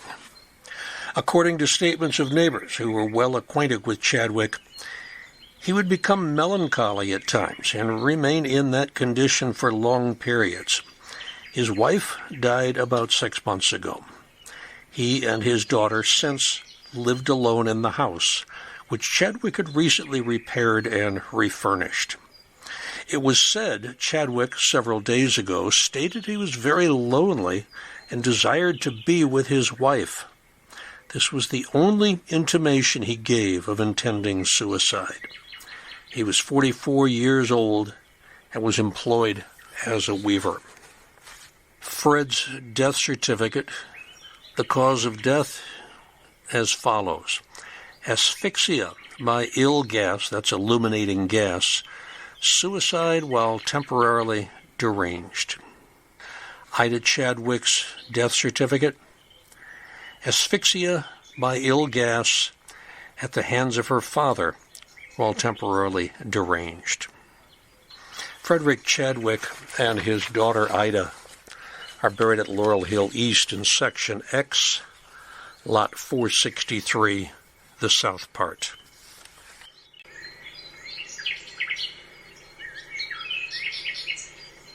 This is a death that I found while sifting through the Philadelphia Inquirer for something else. I don't even remember what it was. I'm not going to read you the story. I actually wrote a little biography because I found this to be sort of interesting. Charles Morgan Knight, 1909-1937. In October 1937, Charles Morgan Knight, who usually went as C. Morgan Knight, was an investment broker, a socialite, and an amateur yachtsman who lived in Chestnut Hill and worked in Center City. He had married Mary Beverly Cox of Massachusetts in 1931, and they had 2 children, Giles, 2.5, and Mary Beverly, 7 months. Knight came from old Philadelphia families. His father's father, Colonel Charles Carroll Knight, 1829-1906, Laurel Hill West Woodlawn Section, Lot 58. Was born in Northern Liberties. This was before Northern Liberties was part of Philadelphia, which happened with the consolidation in 1854. In 1849, during the California Gold Rush, at age 20, he sailed from Philadelphia around Cape Horn to San Francisco. 3 years later, he returned to Philadelphia and joined his father's iron business at 2nd and Vine Streets. In 1857, he volunteered as a member of the Artillery Corps of the Washington Greys, and when war broke out in 1861, he served in the 17th Regiment of Pennsylvania Volunteers in a 90-day enlistment. When the 119th Regiment Pennsylvania Infantry was organized in August 1862, Knight was commissioned major. On 13 December 1862, he was wounded by shrapnel at Fredericksburg and was discharged for disability on 4th of August 1863, returning to Philadelphia. He was a member of the Union League and Meade Post GAR, among other veterans organizations. On 5 January 1871, Charles C. Knight married Sarah Jane Sally Schenck, 1836 to 1909, daughter of Dr. Joseph Howard Schenck, 1811-1874, and Catherine Howard Schenck, 1812-1904. They're both buried at Laurel Hill East, Section K, Plot 101 and 102. Dr. Joseph Schenck was one of the great patent medicine magnates of the 19th century. He had offices on North 6th Street in Philadelphia. As a youth, Joseph had developed a lung condition, presumably tuberculosis, but seemed to be miraculously cured by a concoction of chamomile, wormwood, catnip, essence of tansy, hyssop, hops, horehound, comfrey, senega, gum arabic, licorice, elecampane, Indian turnip, lemon juice, brandy, and water. He decided to sell this miracle cure to the public, and in 1836 he marketed it as Schenck's Pulmonic Syrup. Nowadays, of course, it would be Pulmonic Tonic. In addition to tuberculosis, it was recommended for sore throat. This soon followed by Schenck's Mandrake Pills, also for tuberculosis, and Seaweed Tonic with 19.5% alcohol for treating dyspepsia. Thanks to extensive marketing, it was wildly successful, and Dr. Joseph Schenck became a very wealthy man. His bottles and business cards are sought by collectors of 19th century ephemera. I cannot determine how much of Dr. Schenck's fortune may have trickled down to the third or fourth generation, nor can I find what C. Morgan Knight's father did for a living. But Knight was doing well. He graduated from Germantown Academy. He'd worked for the brokerage firm of Graham Parsons before joining Lazard Frere, founded in New Orleans in 1848. He was a member of the prestigious Racket Club on Rittenhouse Square and a skilled sailor. I find record of him being among the crew of the Pan America in a September 1928 voyage. Late on Monday afternoon, 25 October 1937, Knight was shopping on the 6th floor of the John Wanamaker store when he heard a shout for help and saw a man running down the stairs with others distant in pursuit. Knight immediately sprang forward and grabbed the man around the waist. The fleeing man, Albert W. Gregg, had just robbed a cashier on the 8th floor of $1,200 cash and was making his escape.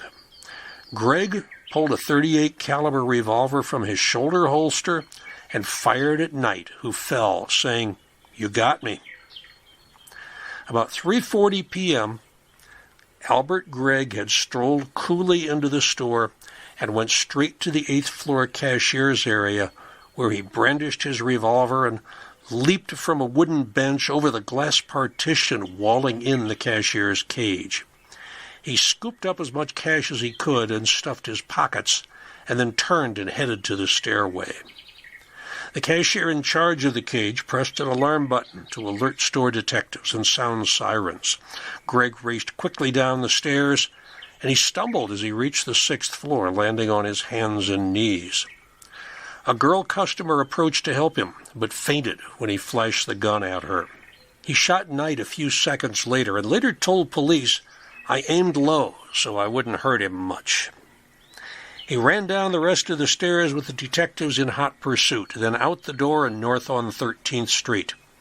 He commandeered a taxi at gunpoint and forced the driver to take him a few blocks north to 13th and Filbert, where he jumped out and ran into City Hall Annex. A city patrolman was alerted to what was going on and took off in pursuit with his gun drawn. Greg doubled back and darted for the entrance of the Hotel Vendig at the southeast corner of 13th and Filbert. But a bellhop standing just inside the door noted the commotion and jammed the revolving door with his foot. The police officer had arrived with gun drawn, and Greg meekly surrendered. In the meantime, still conscious but in obvious distress, Knight was taken to Jefferson Hospital for emergency care. Before he went to surgery, the police brought Greg to his bedside, and Knight identified him as his assailant. Knight had been shot in the left lower abdomen and received 2 units of blood before Chief of Surgery, Dr. Thomas A. Shallow is buried at Laurel Hill West, Plymouth Section 409, performed a laparotomy and closed 11 perforations, 8 in the small intestine and 3 in the large intestines. The damage was done, and in those last years before the availability of penicillin, peritonitis was inevitable. It didn't take much research to discover that Greg, age 32, was a paroled convict wanted on suspicion of murder in Wisconsin. 14 witnesses of the robbery and shooting at Wanamaker's identified him as the culprit. After 4 days of questioning, he confessed to the robbery and the shooting. But Charles Morgan Knight, age 28, died from his wounds 2 days after being shot. His funeral services were conducted at St. Paul's Church in Chestnut Hill on Saturday, 30 October, 1937. And he was interred in the family plot at Laurel Hill West in the Woodlawn section, Lot 58. Greg was indicted for murder by a grand jury on 5 November and entered a plea of not guilty 5 days later when he was arraigned before Judge Harry S. McDevitt, a man with a reputation as a hanging judge. His trial started on 22 November 1937, less than a month after the shooting. The district attorney sought the death penalty. It was an all-male jury. 13 women called for duty were excused, either as conscientious objectors or because they had formed opinions on the case. Hundreds of disappointed spectators jammed City Hall corridors and were denied entrance to the court. Greg's defense for shooting Knight was, "He was no cop. He had no right to stop me." The trial lasted 1 day, and the jury returned a guilty verdict with a sentence of death in the electric chair. It was 23 November, 26 days after the shooting.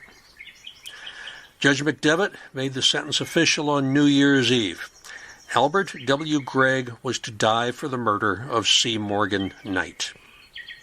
Later in January, the Philadelphia Inquirer reported that Gregg was discovered digging a hole through the wall of his cell at Moyamensing Prison using a crude entrenching tool made from a piece of iron he had torn from his bed, and that he was immediately transferred to Holmesburg Prison.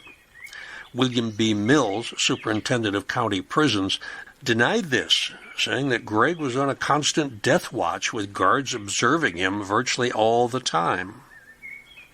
While on Murderer's Row, Gregg was constantly tormented by Claude L. Hall, identified in a newspaper article as, quote, "the Negro murderer who delighted in tormenting Gregg from his adjoining cell," end quote, by a constant chatter of I'm the ghost of the man you killed. Here I come.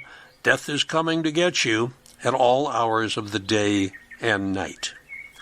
But on 11 February 1938, Claude Hall, who was scheduled to die on 3 March, committed suicide in his cell by hanging. He left 3 notes, one to Judge McDevitt, who had also heard his case. When you die, I will be waiting in hell, and you won't die like I will.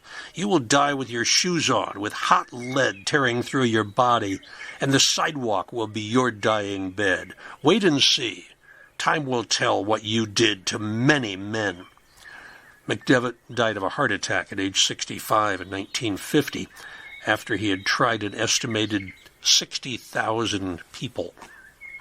And on Monday, 28 March 1938, Albert W. Gregg was put to death in the electric chair at Holmesburg Prison for the murder of C. Morgan Knight, 154 days after committing the crime.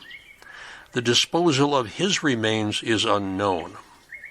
Knight's widow, Mary Beverly Cox, 1909-1953, remarried in 1941 to Robert George Buchanan, 1905-1975. They are interred together in Norristown.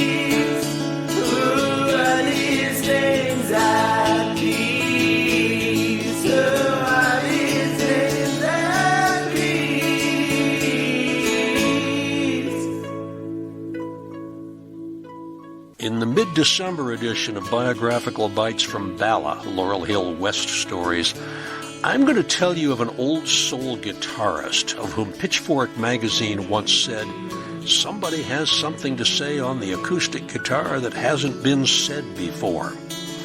After we go through a brief history of finger-picking guitarists, we come to Jack Rose, who is interred in the Green Burial Plot at Laurel Hill West, a player with prolific output and a small but fiercely loyal group of fans. This will be a music story. I like doing music stories so I can put samples in. And you're going to hear samples from guitarists Charlie Patton, Blind Blake, John Fahey, Robbie Bashow, and lots of Jack Rose. Look and listen for this one on December 15th. Then the January episode of All Bones Considered, Laurel Hill Stories. Brand new year, brand new stories. It's going to be about the early days of Big Pharma from a Philadelphia perspective. You've heard of Wyeth Pharmaceuticals? Well, the Wyeth brothers are interred at Laurel Hill East, and both Smith and French of the pharma giant SmithKline & French are there. That is now part of GlaxoSmithKline. And good old acetaminophen, a.k.a. Tylenol, a.k.a. paracetamol. It was discovered by the chemist Robert Lincoln McNeil Jr., son of the founder of McNeil Pharmaceuticals. The McNeil family is interred in what I call Billionaires Row at Laurel Hill West. Look for this one on or about January 1st, 2024. Laurel Hill East is located at 3822 Ridge Avenue in the East Falls section of Philadelphia. It's an easy walk from the bus stop at Ridge and Allegheny for SEPTA buses R1 and 61. Admission is always free, not the tours, but just admission if you want to come take a look around, as is parking in the tiny lot across the street. There's an app you can download for a self-guided tour through its 78 acres. Laurel Hill West, 222 Belmont Avenue in Bala Kidwood. Parking at the main entrance and at the bell tower. If you want to use public transportation, it's a little bit inconvenient. It's not too bad. You can take the SEPTA Regional Rail to Manayunk, or one of the many buses to the Wissahickon Transfer Center on Ridge Avenue. And then you have to leave Philadelphia. You're going to cross the Schuylkill River on the Pencoid Pedestrian Bridge, and you will be in Lower Merion of Montgomery County. Come up Writers Ferry Road to the entrance near the Pet Cemetery. And if you want a self-guided tour, I have done self-guided tours in both directions for walking the bicycle route at Laurel Hill West. You can find them with the rest of the podcast. So, as I say, both Laurel Hill East and West are currently open from 7 a.m. to 5 p.m. Come along if you're a dog walker, a bike rider, if you're a skateboarder, bird watcher, tree and plant lovers. We want everyone to come and enjoy these cemeteries. They are beautiful places. You'll be amazed at your creativity with photography when you have all of these marvelous monuments and bits of stained glass to focus on and take pictures. If you follow us on Instagram and Facebook, you get a daily reminder of our inhabitants and activities. And I invite you again, become a friend of Laurel Hill. You will have an opportunity for several members-only special tours, 1 or 2 gatherings, some inside the mausoleum visits. They are a couple of the liveliest spots in town, despite being cemeteries. Our theme song, Names at Peace, was written and performed by local artist James Harrow. All Bones Considered, Laurel Hill Stories, and biographical bites from Bala, Laurel Hill West Stories are researched, written, narrated, and produced by me, Joe Lex, retired professor of emergency medicine from Temple University. And you can reach me through my email, joe@joelex.net. Remember to keep body and soul together. Until next time, on All Bones Considered, Laurel Hill Stories, where the plot thickens. Stick around to hear the references that I used for this podcast. And until the next time we meet, stay safe, stay well. For the murder of George K. Smith, I used mostly contemporary newspaper articles from 1863 through the late 1870s. I did find a few articles talking about the controversy of Molly Maguires. The one article that I really liked is called The Mythical Qualities of Molly Maguires. It was written by Harold Orand, A-U-R-A-N-D, and William Goodalanis. The source of that is Pennsylvania History, a Journal of Mid-Atlantic Studies, April 1982, volume 49, number 2, pages 91 to 105. Then there is the Molly Maguires in Popular Culture. The author of that is Kevin Kenny. That's from the Journal of American Ethnic History, summer of 1995, volume 14, number 4, pages 27 through 46. The Scars of the Molly Maguires, author Nathan Leslie, North American Review, September-October 2001, volume 286, number 5, pages 38 to 44.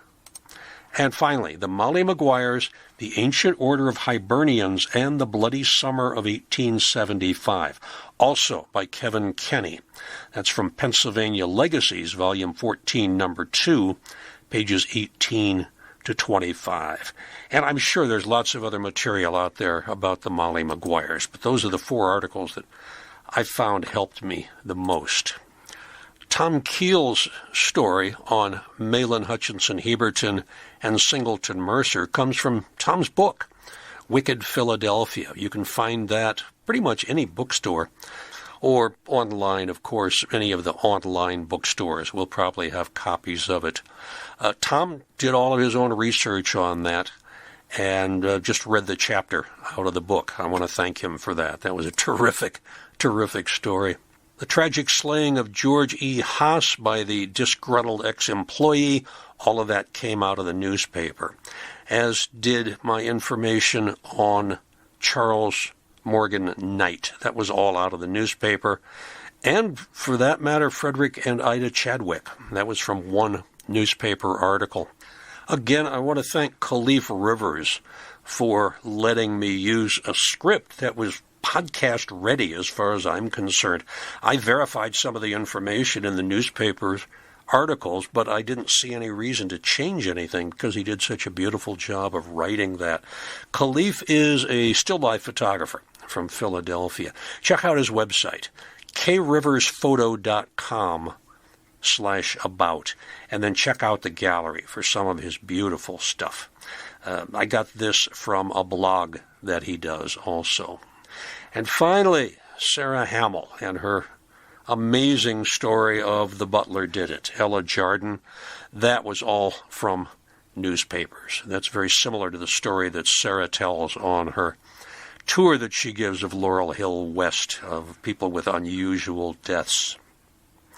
I think that is it. That tells you pretty much everything I used in putting this one together. I hope you had fun. I hope you enjoyed it. Come back for more. And in the meantime, stay safe, stay well.